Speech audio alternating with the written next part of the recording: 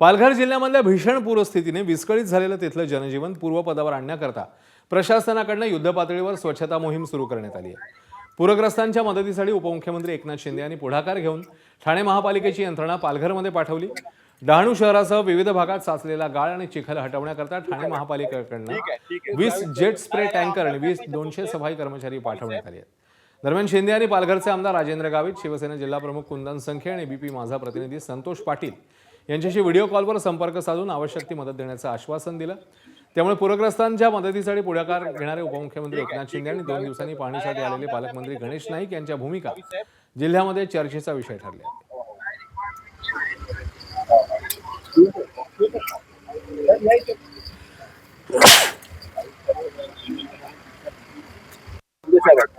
ठीक आहे गावित साहेब आमदार साहेब पैसे पोहोचलेत गावित साहेब